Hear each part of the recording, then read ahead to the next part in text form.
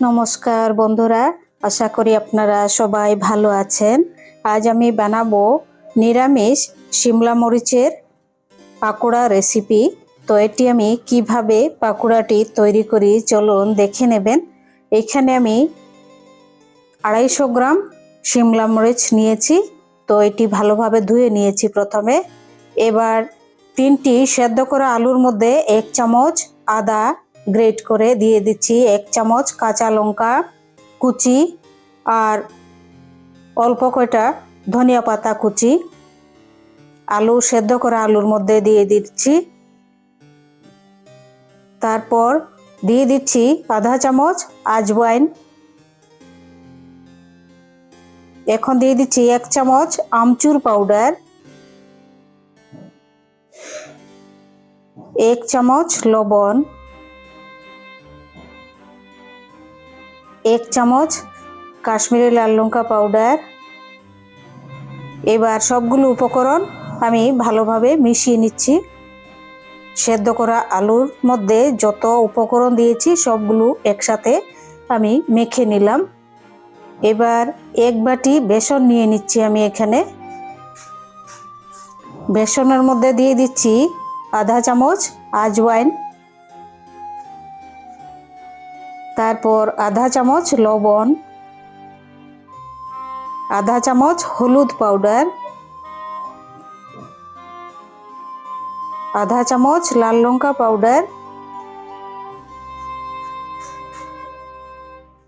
এবার অল্প একটু জল দিয়ে এটি ব্যাটার তৈরি করে নেব।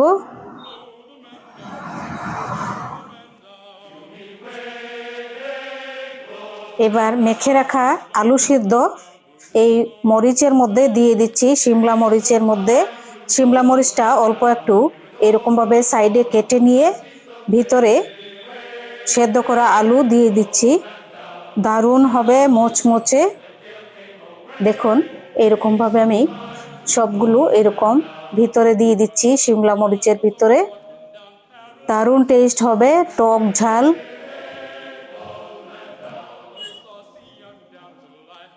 একদমই স্টাফিং বেরোবে না, স্টাফিংটা দিয়ে দিচ্ছি। এবার দিয়ে দিচ্ছি বেসনের মধ্যে,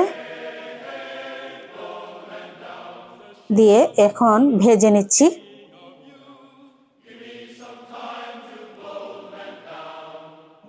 এরকমভাবে গরম গরম এরকম শিমলা মরিচের পাকোড়া খেয়ে দেখবেন, দারুণ টেস্ট লাগবে, দারুণ টেস্ট। এই শীতকালে খুব ভালো লাগবে। আপনাদের যদি রেসিপিটি ভালো লেগে থাকে চ্যানেলটি সাবস্ক্রাইব করবেন, লাইক করবেন, শেয়ার করবেন। সাবস্ক্রাইব করবেন চ্যানেলটি, কমেন্ট করে জানাবেন কেমন লেগেছে। ভাজা হয়ে গেছে দেখুন, 3 মিনিটে একদম মোচমোচে ভাজা তৈরি হয়ে গেছে। আপনারা এরকম বানিয়ে খাবেন, দুর্দান্ত লাগবে, একদম মোচমোচে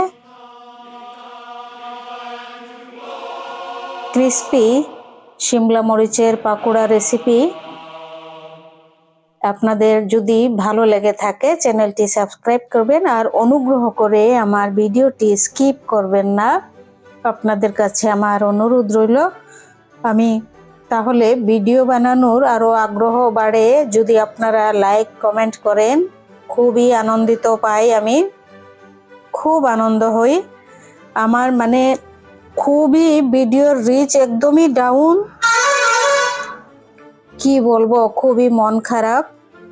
আপনারা অনুগ্রহ করে আমাকে সাপোর্ট করবেন, তাহলেই গিয়ে আপনারা সাপোর্ট করলে আমি সফল হতে পারবো। সবাই ভালো থাকবেন, সুস্থ থাকবেন।